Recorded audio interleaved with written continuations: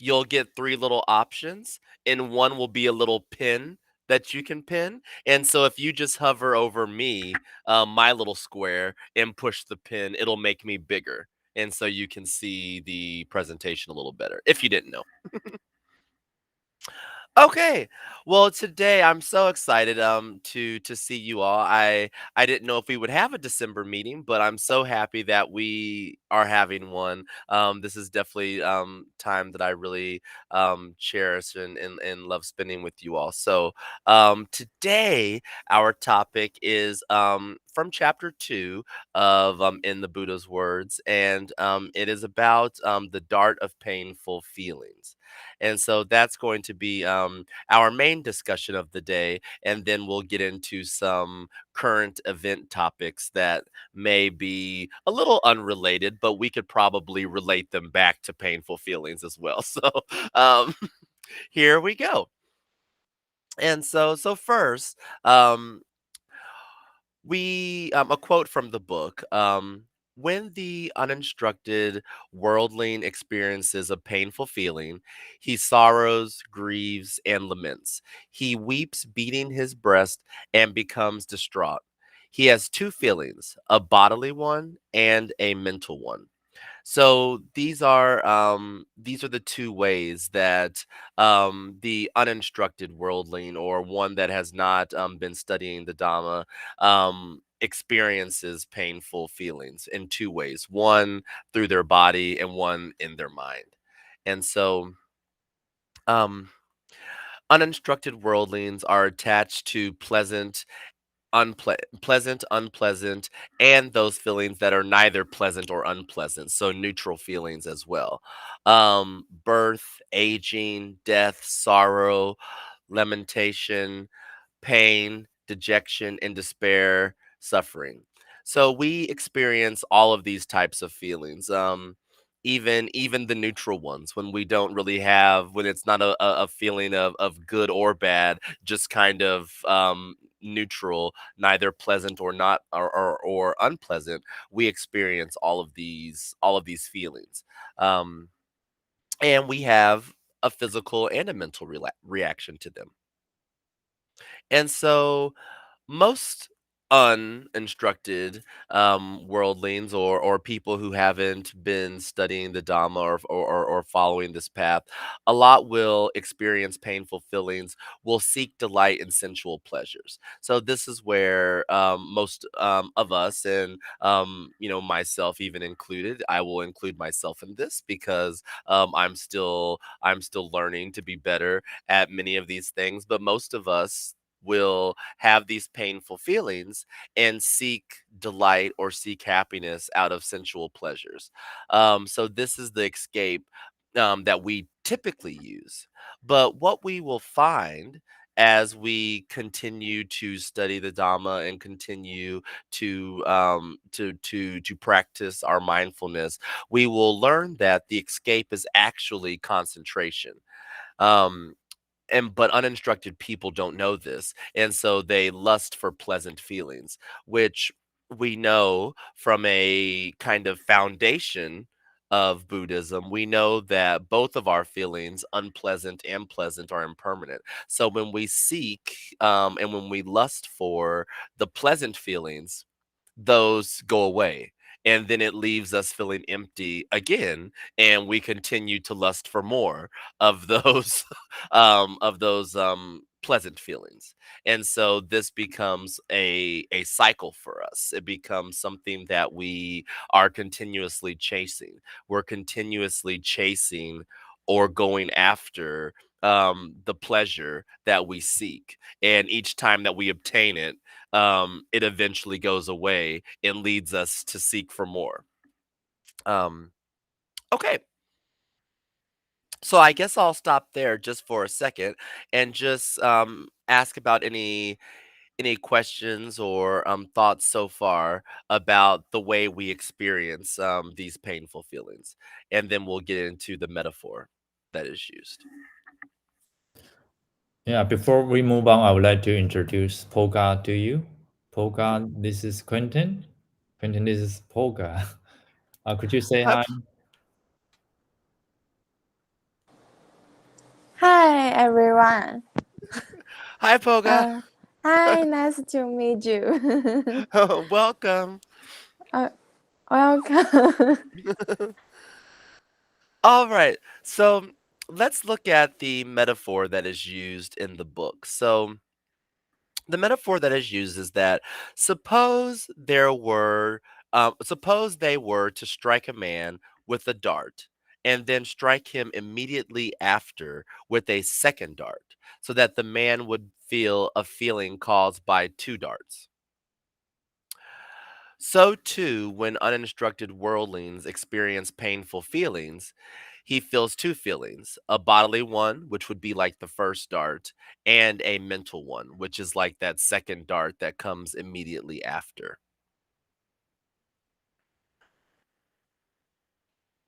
All right. And so, an instructed noble disciple or a monk in in pain only feels a bodily feeling, but no sorrow, grief, or lamentation. He also harbors no aversion and does not seek sensual pleasure. Why? He knows another way. He feels no attachment, and there is not attachment to birth, aging, death, sorrow, lamentation, pain, dejection, despair, or suffering. So that list covers most of our painful feelings that we often get. But once you are instructed and you can reach a certain level, then when you feel the pain or when you have these painful feelings, you only have the bodily reaction, not the mental reaction, because you are not attached to that. So I think to get started with some of our discussion, before we move on to the underlying tendencies, um, do any of you feel this way about painful feelings?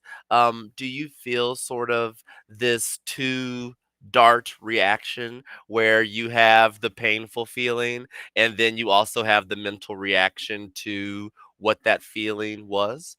Do any of you feel that way, or does that happen in your life?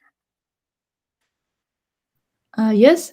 So I think I do this.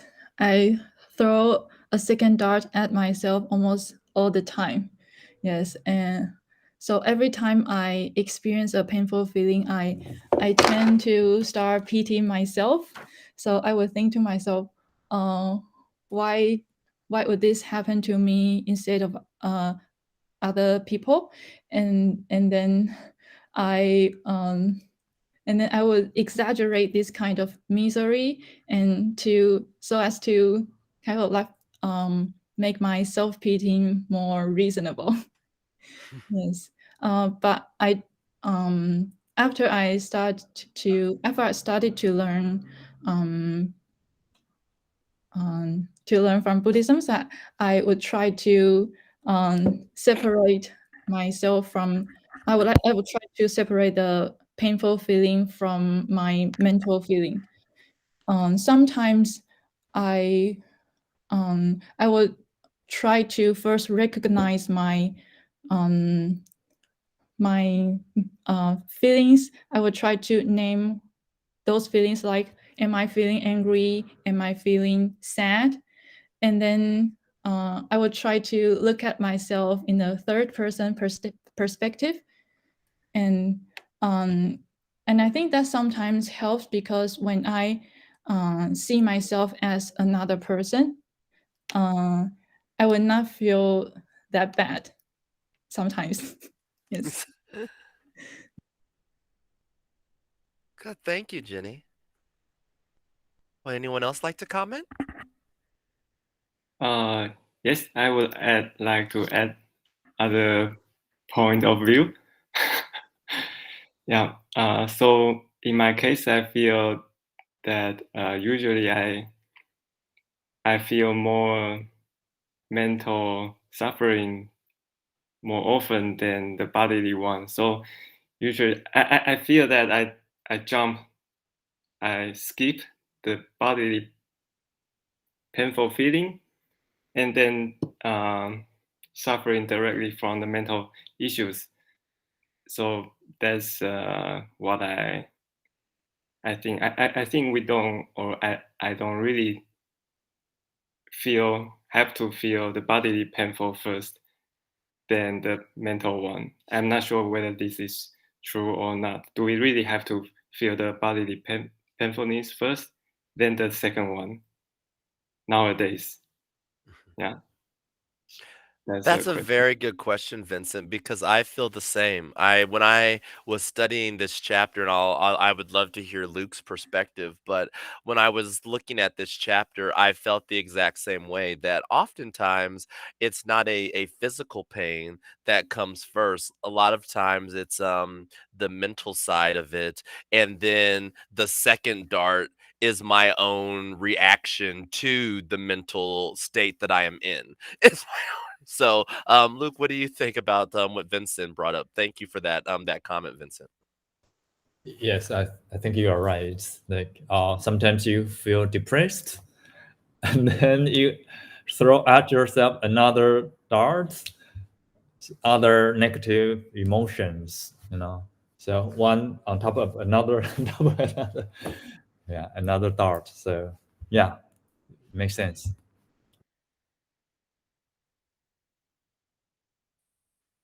Anyone else on this first? Oh, yep, Lucian, go ahead. Yeah, me too. I have such experience.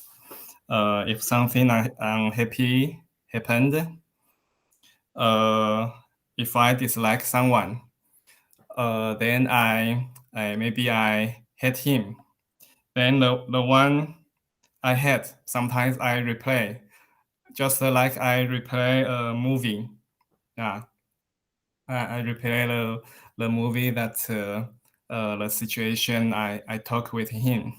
So the emotion of angry come again and again.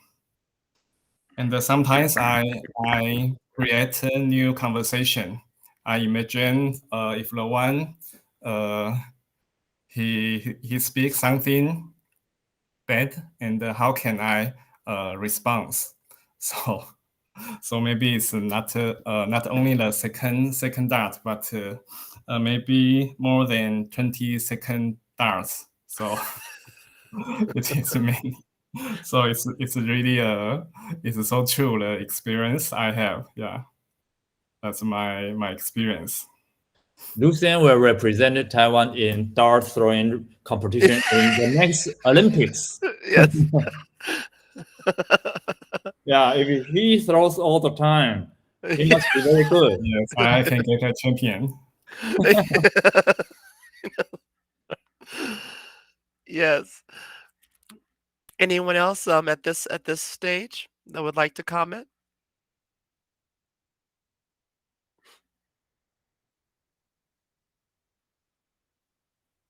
Okay. We'll move on then to the underlying tendencies. So, we have underlying tendencies called sanya. They are dispositions towards mental defilements that are dormant in the mind, becoming active when provoked. Some texts mention 7 underlying tendencies: sensual lust, aversion, views, doubt, conceit, attachment to existence, and ignorance as these 7 underlying tendencies. Now, this was an area that Vincent, when you brought up the physical, not needing that first physical dart, these are some of the underlying tendencies that I think tend to come up and cause us to throw darts at ourselves when we have these doubts, conceit, even ignorance. Sometimes I think can be provoked within us and become active when certain situations happen. Um, and so these are some of our underlying tendencies that we've learned. So I guess overall, just for the big discussion today, um, we learned a little bit about how instructed people deal with pain as compared to uninstructed people. And so I know that Jenny mentioned her one of her ways that she tries to avoid throwing that second dart, or at least take a moment to assess what she's feeling and why. What are some other ways that some of us who are kind of on the path to being instructed, but maybe aren't quite there yet? What are some of the other techniques that some of you use to help with feeling with throwing these darts at ourselves? What are does anyone else have any techniques that they try to use?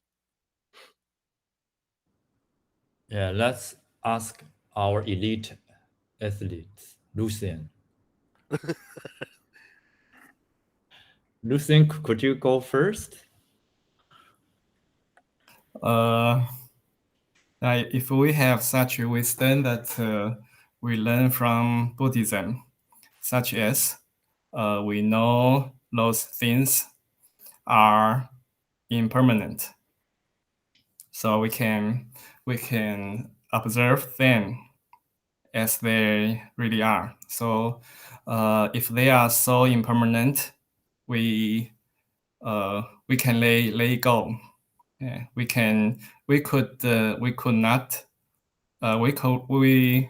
don't have to catch them so hardly, because no matter we catch them, they're still impermanent. So if we have such wisdom, we can observe them in many ways. They are impermanent. They are empty. Maybe I am not sure the word in English. Empty. And but the wisdom is not so easy to get, because we have such the defilements in our mind, such as anu. Oh, here we go. There they are for you. Yeah, anusaya. Anusaya, yes. The underlying tendency. So it's just like a habit, because we do that again and again. So we get used of them. And sometimes it's like a circle. The defilements in our mind, then something happened, we have to react. It's our reaction or karma. Yeah. Then, because we deal with things by defilements, so we suffer. The suffering come again. So the three things, just like a circle, happen again and again. Defilement, reaction, and suffering. So if we have wisdom, of course we can get rid of that. But if we do not, maybe we can practice meditation. But there are many ways to practice meditations. One of them is observe our breath, and the other way, maybe we can ask Luke. Yeah, he studied that very very much. So that's my answer. First is the wisdom, but if the wisdom is too far away, too high, we can practice meditation that can change our mind. Yeah, to not so to cut the circle. Sometimes we the defilement reaction and the suffering is just like a circle. But if we practice meditation, sometimes we can cut off the circle. Yeah, that's my answer. Thank you. Thank you, Lucen. Yeah, and I think oh, sorry, Luke. I think you were about to comment. I think, like Jenny said, or we can, it's possible to separate our bodily feeling from our mental feelings. And this is exactly what noble disciples did and succeeded. And they are our role models. So if we have some problem with our body, we don't need to have more negative emotions to make things worse. So, and by observing your own experiences, if you are suffering from some kind of bodily pain, and then you feel so bad about it, you have self-pity, you have all kinds of negative emotions, does it make things better? No. So even from our own experiences, we know this is not the way to escape from pain. So we need to find an alternative way to do this. So noble disciples show us it's possible. And first step, you have to be mindful. For example, you have to know, all right, I have a cold, I have a bad cold. Because of my bad cold, I may not get a lot of things done today. I feel bad about it. But if you have the meditation techniques, you can just, like I just told Quentin, that like a turtle, you withdraw in your own shell.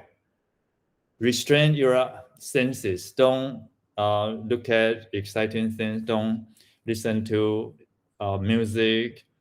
Don't try to something that very poignant, exciting, or just withdraw in your own shell and just focus on your thoughts and try to observe your bodily feelings and your ideas, the thoughts you have at that moment. So it takes practice.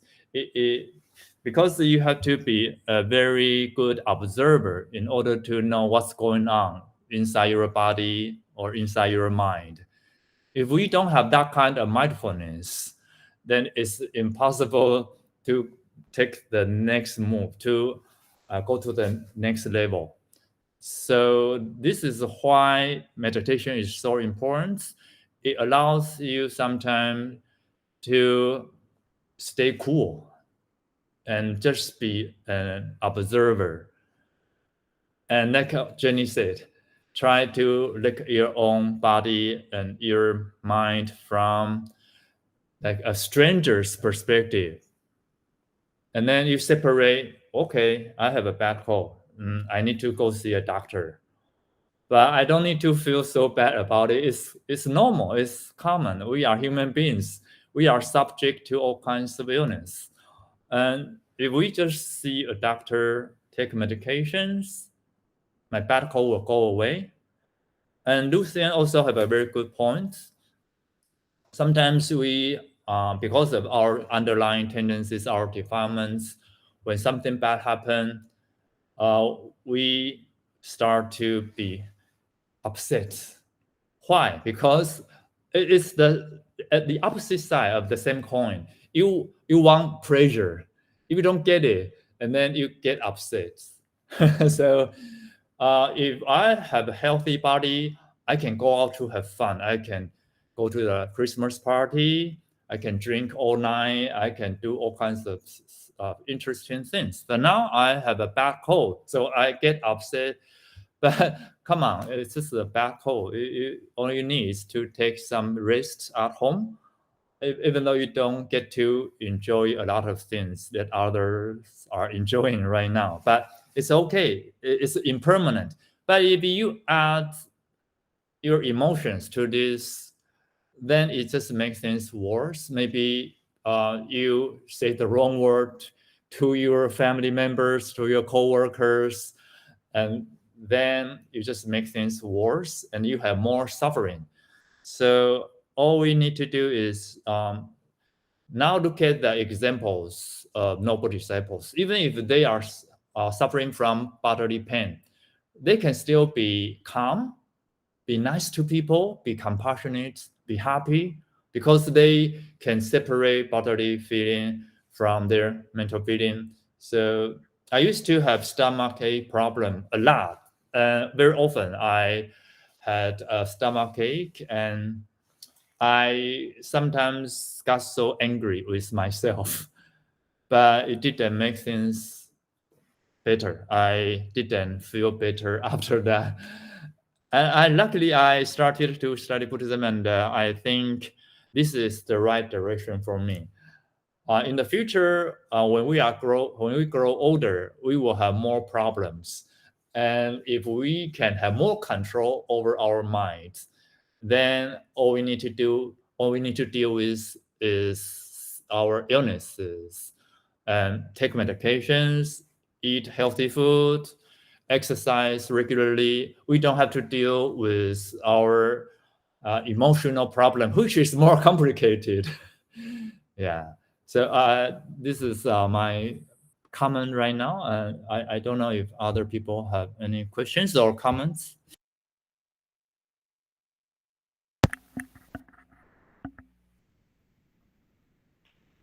Well, I just had a little bit of a comment on it's kind of a combination of what Lucian said and your comment as well, Luke. But I think a lot of times when these defilements and when we have something that provokes them, especially these feelings of aversion or doubt, we do or anger, we can lash out, or we can say, like you mentioned, Luke, you say something to a loved one, a coworker, or a friend, and once you say those words, it's not that you can put them back in the in the bottle.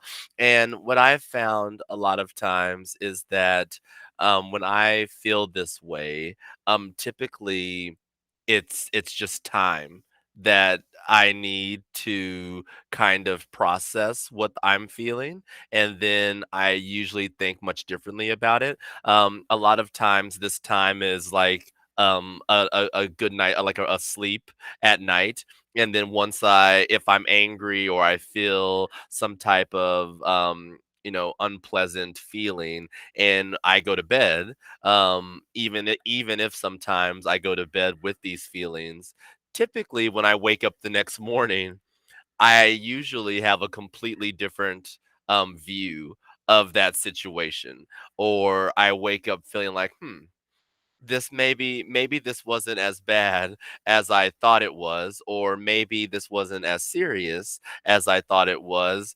And if I did things in those moments when I was kind of amped up about it, then I have to throw that second dart at myself, and then I feel those feelings of regret and shame, because I did these things in a moment of anger or frustration, that if I would have just waited until I got to a different place, I would have felt differently about.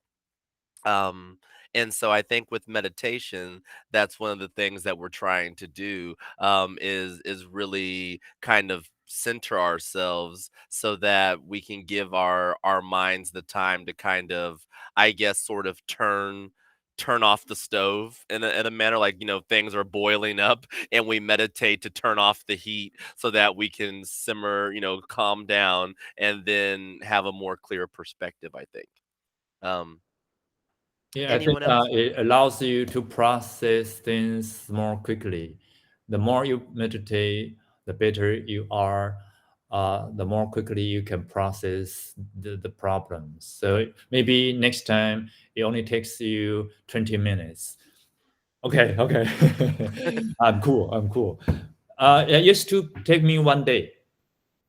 And as time went by, only half a day. And then sometimes it's 20 minutes.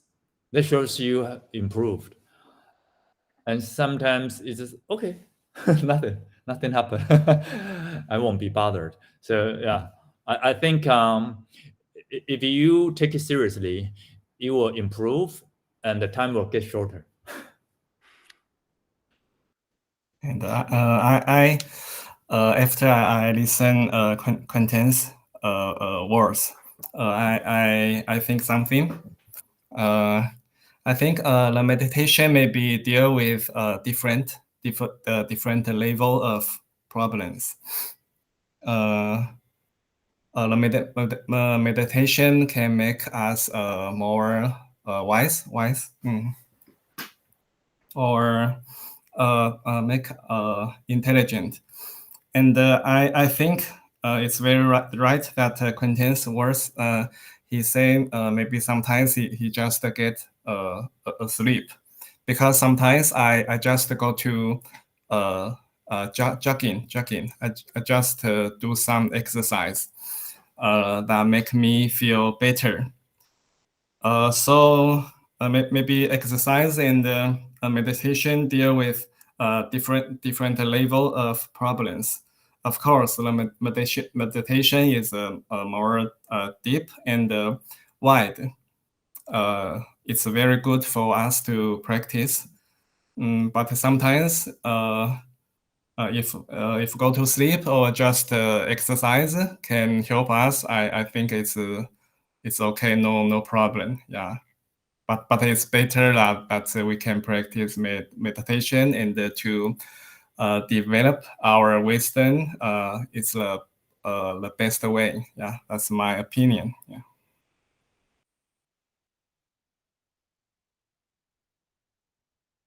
Thank you, Lucian.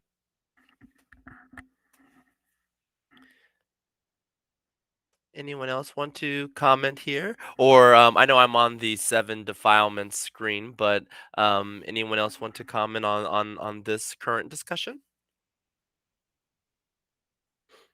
I think they are like seeds.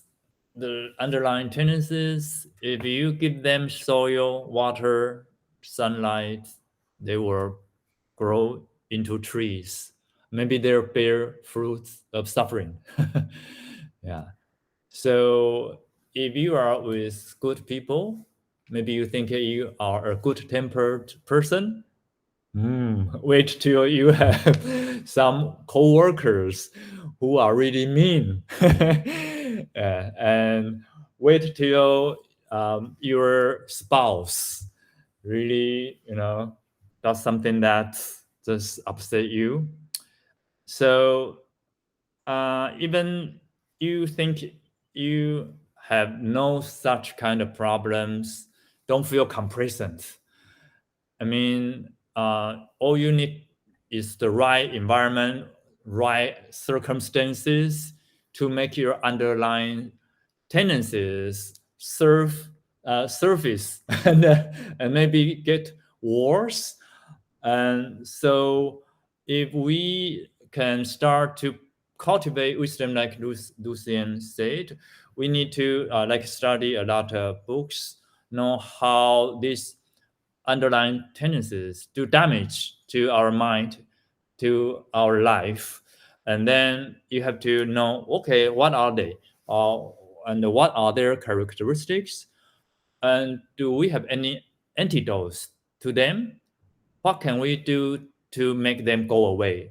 If not go away, maybe we have very, very good control over them. Yeah. So if you don't know them, you don't know how to get rid of them. So if there's a thief hiding in your house trying to steal your property or your money, your possessions, but you don't know where the thief is, how can you get the thief out of your house? And yes, likewise, if we don't know much about underlying tendencies, then how do you take medications, to cure yourself and to get rid of these defilements? So I think next year in one of our study groups, we are going to teach people 100 phenomena. One phenomenon means like the mental state, or just we call 100 phenomena. And if you know your mental states, all kinds of mental states, it helps you to identify your own emotions. So, oh, I think I may be jealous of that guy because he's doing better than me, or he's talking to my girlfriend. And then you understand, okay, this is jealousy. This is jealousy. Identify it. Like identify the thief in your house. And sometimes it's like hatred or greed. Sometimes when you go shopping and you have to understand, okay, this is greed. It's not what I need, it's what I want. So unless you can identify these tendencies, how can you be mindful? How can you prevent them from doing damage to you? So this is just an introduction. And just like a major in psychology, it takes them 3 or 4 years to learn these terms, to know how they work. But it's very rewarding experience if you study more about underlying tendencies. Underlying tendencies means your mental thieves. They will steal from you. They will make you an unhappy person in life. So we need to study more. We need to learn more, and hopefully we can take medications. I mean, antidotes to them.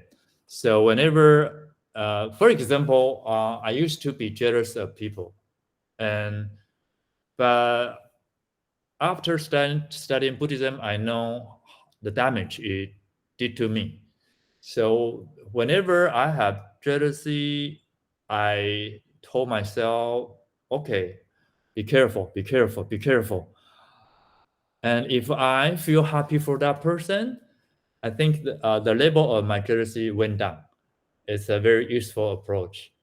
So I wanna like, applaud someone for doing a good thing, and the person, after listening to my praise or my applause, they have very good response to me, and so our relationship got better, and to some extent it also lowered my jealousy. So I think there are ways to deal with all kinds of negative emotions. All you need to do is know how, and just apply it to your daily life, and then you will get better. And sometimes go to a study group like this, listen to other people's opinions, experiences. Maybe they have some tips better than yours, and then we will improve. Yeah.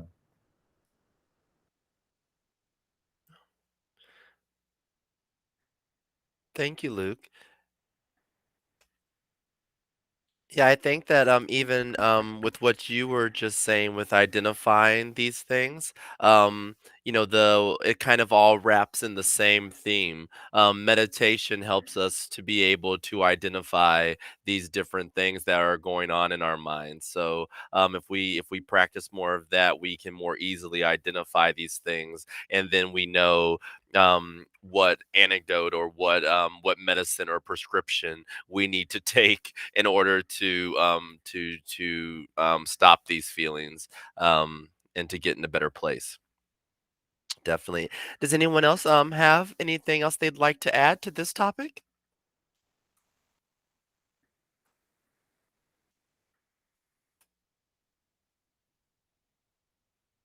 Okay, and I think that we, for the most part, already covered the second two pieces of our discussion questions. What is the danger? But we haven't really, I guess, specifically talked about the danger of striking ourselves with the second dart. But I think through our conversations, we've sort of in a roundabout way, we've talked about a lot of the dangers of throwing that second dart at ourselves, and we've also spoken a lot about our own tendencies to throw second darts at ourselves, and how that affects us. So I think that for the last part of our session, we can move on to a discussion of some current events that I think are very interesting, and I would like to think about them from a. We can use a Buddhism lens to view some of these current ones. And so, what I'd like to do is I'll kind of talk a little bit about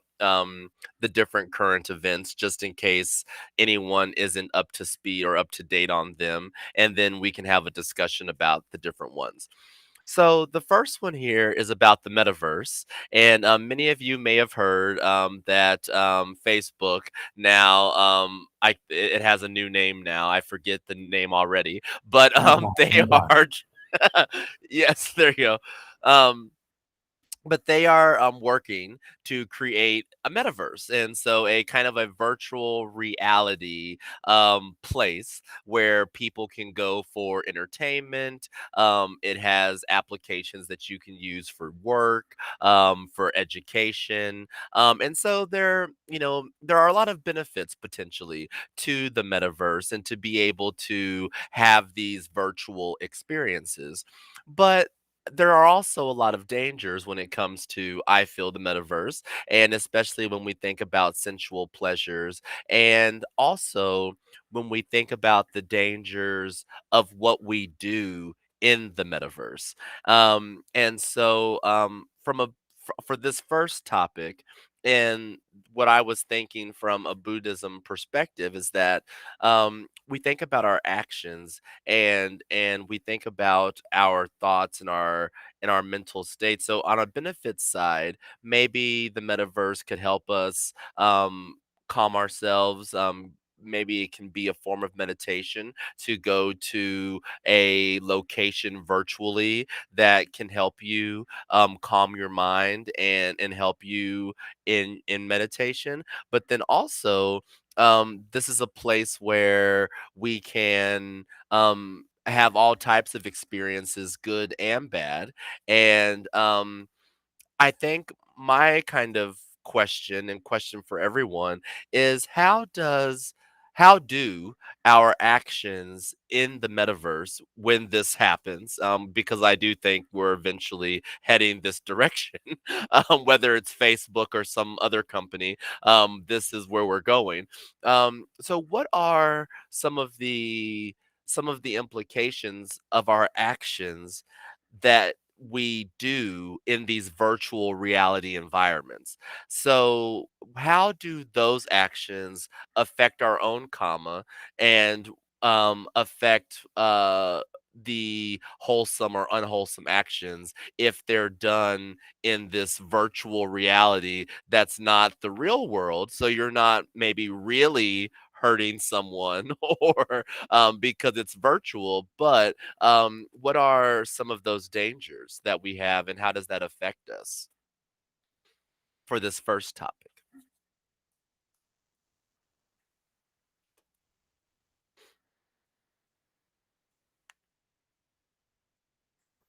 Um,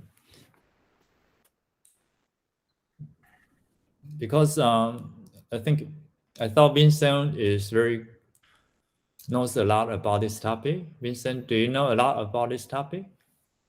Uh, thanks for mentioning me. But actually, I just started to learn news from Meta this morning. Yeah, but yeah, I guess I think the idea is this tool or the platform that that is going to provide the service to us. Yeah, I think the tool itself is neutral, and it also brings us a lot of benefits. For example, the online conference is very easily happen, and yeah, this kind of thing. So it allows us to like virtually meet or virtually connect to each other. Yeah, and this kind of thing I think is quite beneficial to us, and also the virtual identity. This thing is also, yeah, neutral. It's very powerful, but yeah, but these two things, these two benefits are also kind of dangerous for us, because as we just discussed, the solution to escape from the tendency is concentration or meditating on something to reduce the sensual input, something like this. But the metaverse or meta or this platform, the social media things, actually have the other side, or the effect from the other direction. So it's even easier for us to get distracted in them, and so far we don't have strong mental control on that. It's like we have this neutral tool is driven by our desire, which is not good. Yeah, we haven't developed strong enough mental control. That's the dangerous thing. Yeah. So I will just let other people comment on this. Thanks. Thank you, Vincent. And I think because we don't see that now, about the advantage, benefits, maybe someone want to see what is what the universe looks like. Just like a black hole, maybe someone can draw the black hole and he can see the black hole maybe.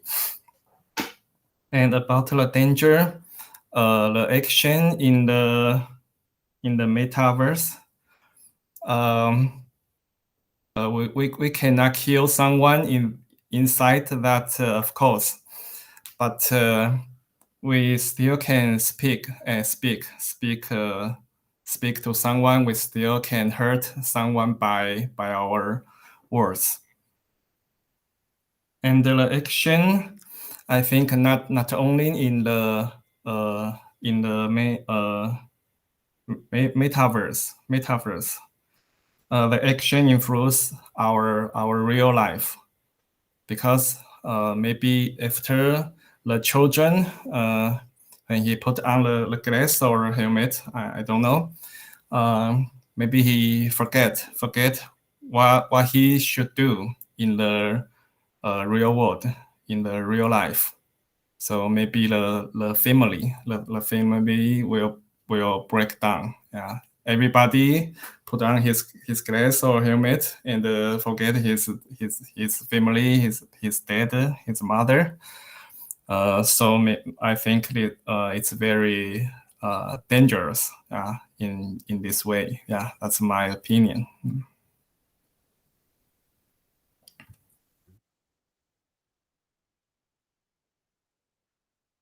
Anyone else about the metaverse or benefits or dangers there? Yeah, I want to tease Lucien a little bit. So if Lucien's mom wants to talk to him now, she has to say, put down your cell phone, Lucien, put down your cell phone. But in the future, maybe in the next 2 years, take off your headset, Lucien, I want to talk to you. Yeah, so he can put on OC. He put on. He can talk to me. yeah. Let's go. Yeah. You put on your headset, and we will meet there. So yeah, even though they are facing each other, they are sitting next to each other. Okay, let's all put on our headset, and we will talk in the virtual, or they say virtual home. Yeah. So I think the dangers, I can give you a list of dangers. For example, data security, privacy. Sometimes we don't. Sometimes even our family members don't know a lot of our personal information, but we give our personal information to the social media platforms. How crazy is that? And I'm sure they will sell our personal information to other companies. So now this is how advertisements are done. Yeah, so they sell things that we really are interested in, and the data and security, privacy issue, and also they could do things that you will lose touch with what's actually real. Yeah, and I really agree with Vincent in that it's neutral. When it's well used, it helps us learn better and do things more efficiently. But there are so many dangers we need to pay attention to. So, for example, there are a lot of cyber crimes, and you don't know if you are talking to a cyber criminal. Maybe this guy is a hacker, and you will lose a lot of money if you trust a guy you meet in the virtual world. And it's very hard to hold them accountable. Little accountability. Mm-hmm. And also police officers don't have the ability to to crack down on crimes like this, because hackers are smarter, much smarter than average police officers. Sorry to say that. And also, even with text, you can see a lot of hate speech, terrorism, racism going on social media, and you still use your real photos, your profile photos. People know you. But in virtual worlds, you can use an avatar. You can pretend to be a female or a model or a very tall guy, handsome guy, and with whatever skin color you like. That's creepy. And so you can pretend to be a person you want to be. And it's really hard to be a real person. And imagine you have a fake identity and talking to other people. I can assure you that you will lie a lot, because you don't use a real you. And so you can make up all kinds of things about you. And that's not good as a Buddhist, because Buddhists want to abstain from lying. And in the virtual world, in the metaverse, it seems there's no accountability. So you can do whatever you want and to your heart's content. And that means you will have no restraints of your senses, your desires, and it will become addictive. And once you get out of that world, the real world is so boring. And next moment, if you cannot find something interesting to do, you just go back to that world. And that's not good. That's not good. So I think as a human being, we still need to eat healthy food. We still need to go to work, even though it's work from home, it's okay. But we still need to have a very good relationship with other people, with your own identity, not an avatar. So I think it's really dangerous. And look at how young kids use electronic products, gadgets, devices. For me, because I study all the time, so iPad is a powerful tool for me to become a better student. But for young kids, I would say 90 young kids out of 100, they play video games, they play online games. So, yeah, it's very good to have powerful tools, but like Vincent said, we don't have very good control over our minds. It's better to stay away from them. And once you have very good control over your mind, they become powerful tools. Yeah, that's my opinion.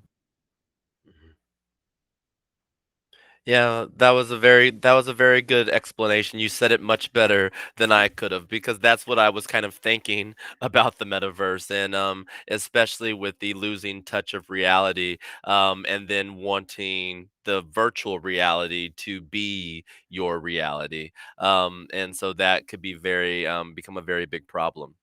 I know that we are getting close to the end of our meeting, but hopefully, if people have a little extra time, they can stick around. But feel free if you have to leave at the 10 p.m. Time, then that is okay. So the next one is the diplomatic boycotts of the Winter Olympics in Beijing. And so for those of you who may not know about this one, there have been a lot of accusations and for the Chinese government and the way they have treated the Uyghur people, which is a Muslim minority in a certain region of China, and there's been a lot of thoughts that there could be potential genocide or mass killings of the Uyghur people. And then also, but then China's response to that is that it's not genocide, that they're just being put in re education camps to kind of, I guess, retrain them back to the Chinese way.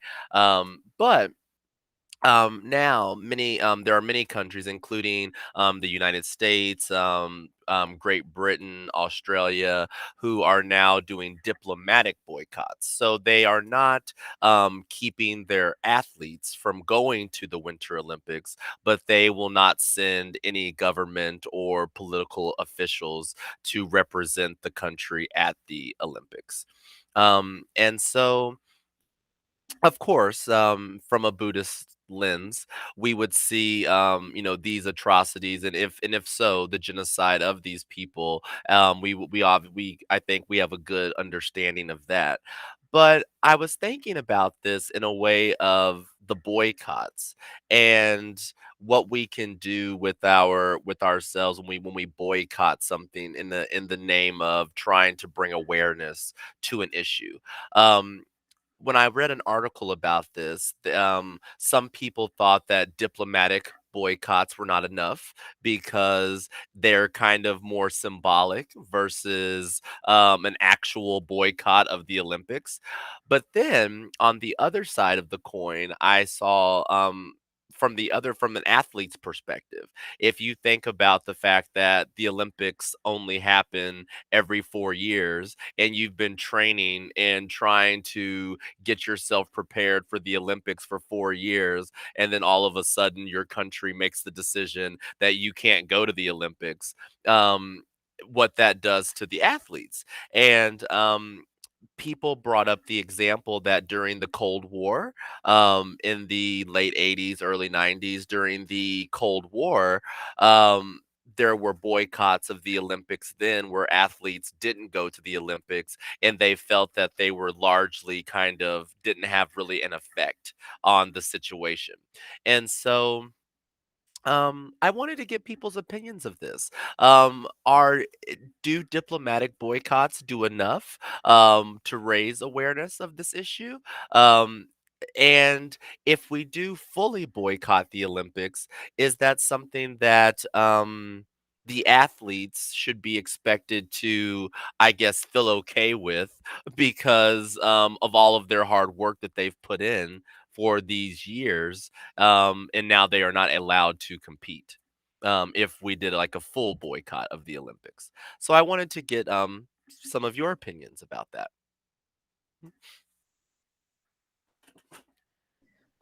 To be honest, I do not think that boycotting the Winter Olympics is a very effective way to punish Beijing, because I think that it will only make Beijing even more angry. Yes, and I think that this would not make China reflect on its wrongdoing. It will only make them want to revenge. Yes, and I think sometimes China might think that Western countries like to blame them for maybe killing or some people, like in Xinjiang. But I think China always will say that, oh, but in Western countries, you also have many other problems. You also have your domestic problems like racial discrimination and also issues like immigrants. Yes, so I think it's really hard for China to be able to reflect on themselves when they think that other, maybe less evil country is blaming them. So I think a better way might be for other countries to maybe set some better examples, something like that. Yes, that's my idea. I really love that response, Jenny. Because you're right. Without these countries, including the United States, looking at themselves in the mirror, we have had a lot of problems in 2020, going into 2021, and so it's very hard to. We have a saying that our school teachers growing up when I was in grade school used to say, that when you point a finger at someone else, there are, three fingers pointing back at you. And so you always have to look at your own self and what your actions are before you can come down and say someone else is doing something wrong. So I love that you brought that up. And I do think that setting better examples is what we all should be doing. So thank you very much, Jenny. Anyone else on the Winter Olympics in Beijing?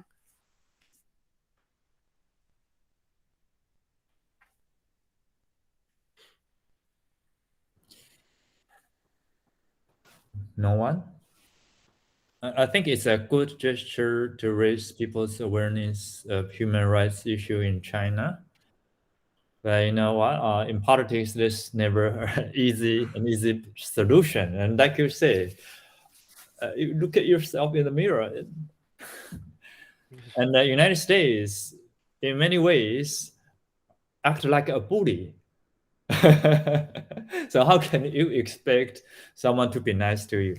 And I mean, yeah, I know you are open-minded, and so yeah, I hope I don't offend you. Oh no, no, I am very well aware of a lot of the problems that exist in my country. Number one world bully is the United States. Number two world bully is China. Yeah, sorry. I think we have more in common than we have in differences when it comes to world politics, if we really want to really put it in. I would like to give you one example in my next order. That is the community of monks. So before the Buddha passed away, since Buddha was a powerful figure, his disciples listened to him. So nobody dared to misbehave, right? But once the community of monks lost a leader like him, how can we work with bad monks?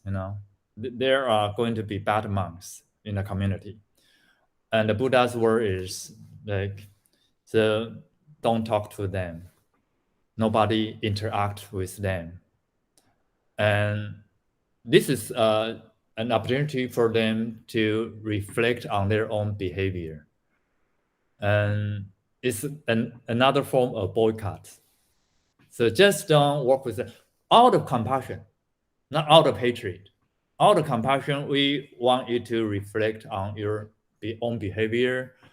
So if you don't want to listen to the master's teaching by acting that way, nobody will talk to you, and we will isolate you. So if it's a very bad case, they may kick the monk out of the community. But once he repents and show remorse, then they will welcome him back. So this is what is done in the community monks, sangha. So, but you know what? If you go forth into homelessness life in the monastery, that means you have very high expectations of yourself, right? Otherwise, you will just enjoy sensual pleasures, enjoy your home life. But in the world politics, no country have very high expectations of themselves. All they want is more money, economic growth, more power, more resources. So you cannot expect these countries to behave very well. So I remember in one report, a British journalist asked China the military tension in Southern Sea, and the Chinese official asked that British journalist, do you know what happened, how many people you killed back in the British Empire?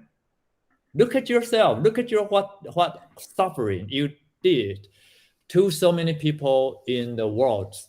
How do you dare to lecture me? So, yeah. So we will just give you the example monastic order, not countries in the world. All right. And the last one that I have here, speaking of, Luke mentioned sensual pleasures, and speaking of sensual pleasures, Malta has become the first nation in the European Union to legalize marijuana, which is often used as a sensual pleasure.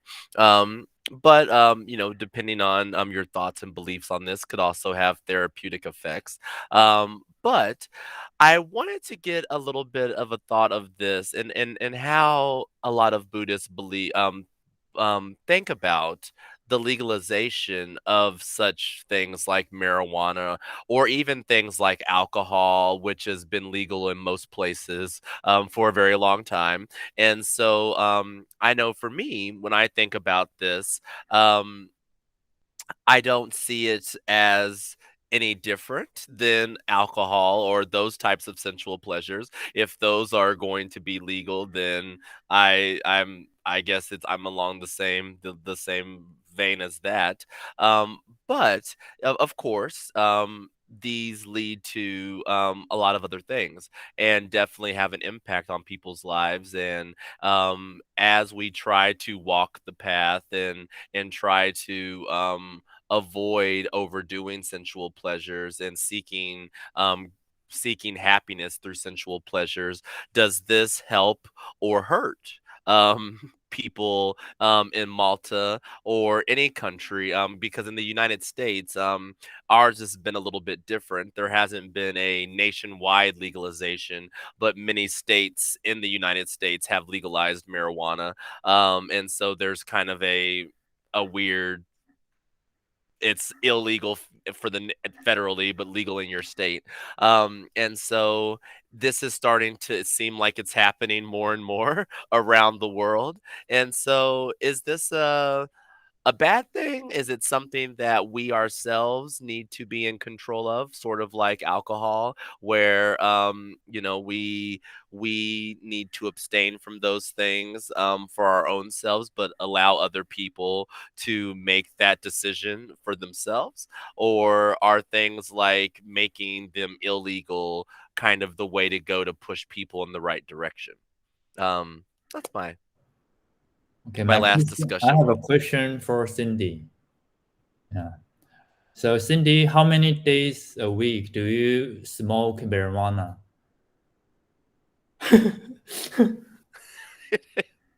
And next person I want to ask is Lucian.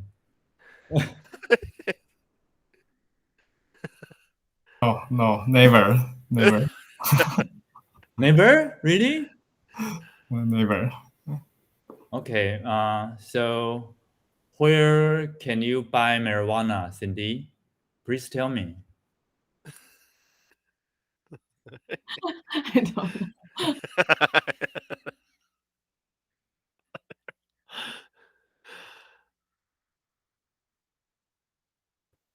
Maybe in Germany it's easier to get. I don't know. In Taiwan, it's so hard to get. Oh, yes. Well, in the United States where I used to live, in California, it was very easy to get. You could actually have it delivered to your house because it was legal in California. And Missouri, where I'm from, where my family lives in the United States, it has recently legalized medical marijuana. So you can go to your doctor and get a prescription, and then you can go to like a little marijuana store and buy marijuana legally that way as well if you have your marijuana card. But California definitely was the easiest because there were apps that you could just get what you wanted and someone would deliver it to you. Um, and so Okay. it was very easy to get.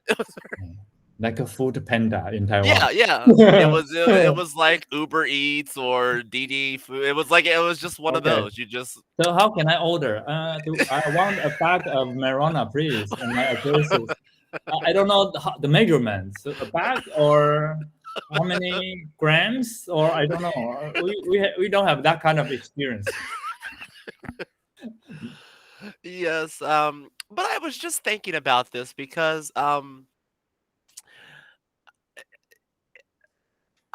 I tend to be very, I guess, just being open and honest about it. I tend to be very liberal when it comes to things about legalization of things in the government and restricting certain things. I tend to be more on the, well, people. I mean, obviously things like murder, stealing, physical violence.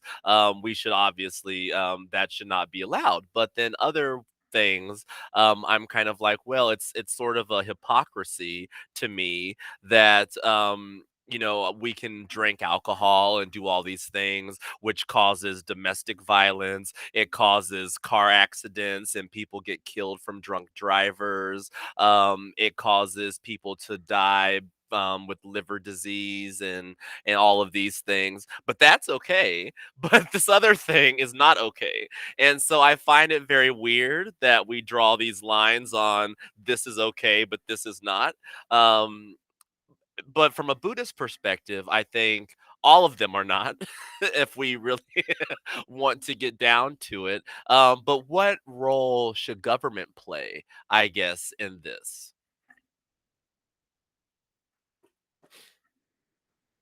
I think if for Buddhist, for Buddhist, because they want to be freed, from some bad defilement, get freed from suffering. So such things, just like alcohol, the Buddhism don't want us to take too much alcohol. Maybe these things, how to speak that? Marijuana.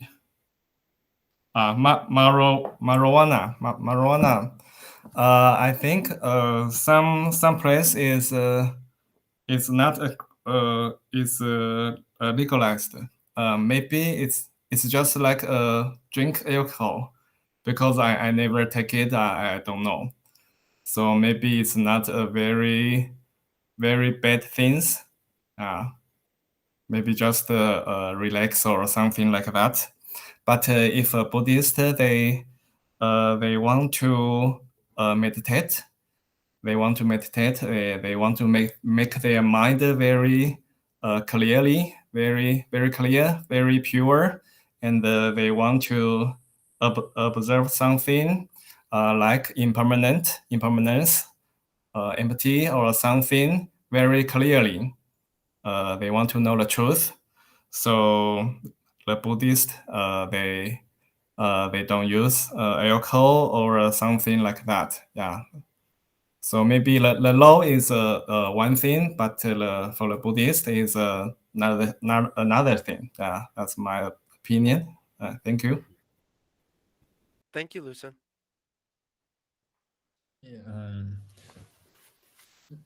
Addictive. They are very addictive. Alcohol, marijuana, cigarettes, they are very addictive. If you use them and they become addicted, next problem you have, it depends on these external things to help you feel better. And it's not good because we need to look inside, figure out our real problems. Sometimes if you figure it out, the problem will go away. You don't have negative emotions next time this happens. But every time you have a problem, you try to relax by taking drugs or marijuana or drinking alcohol, then you tend not to look at your real problem. So we need to be very brave, courageous by looking at our own problem, figure it out. Then next time this happen again, we know how to deal with it. Instead of depending on marijuana or intoxicants that make you addicted, then we should like take care of our own problems. And yeah, meditation, of course, help your body relax, help you feel better by shifting your focus to something bad to something positive. So I think is a much better way to deal with your problems. And when it comes to law, I mean, also the government is not run by honest people. If you don't know how to lie to people, how can you get elected? So how can you expect the government to make laws that protect people's like mental health, physical health? So you have to depend. You are on your own. You have to depend on yourself. So all we can do is be a role model, and then maybe in or 2 years we will have positive impact on people around us. So we will do this from top down, not from down up to top, not down or top to down, not from government to people, but one person at a time. Yeah. This is my opinion. Yeah. Yeah, I think that's probably the best way to go because you're right. Our politicians often do not have our best interests in mind, and especially in the United States where we have lobbyists and we have a lot of money in politics. Oftentimes, what they are pushing for to legalize or make illegal is often guided by the money that they're being given and who is funding them, and so. That's definitely a problem in the United States with politicians. So, all right. Well, that was the end of the discussion, the current events section. Does anyone else have any other thoughts or comments before we end this meeting today? I know it's getting very late for some of you. I'm just getting started here for my day, so I know.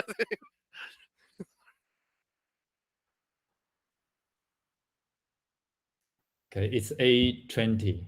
Yeah, 8:20 in the morning. So 8 I'm gonna finish my coffee and hit my task for the day. Thank you so much for joining us, everyone. Thank you, everyone. It was so good to see you. Like this is, I mean, I absolutely love this. So I can't wait until our next meeting in January. So until then, everyone, be well, be safe, and I'll see you then. See you. Thank you. Bye bye. All See right, you next Bye. Bye. bye bye.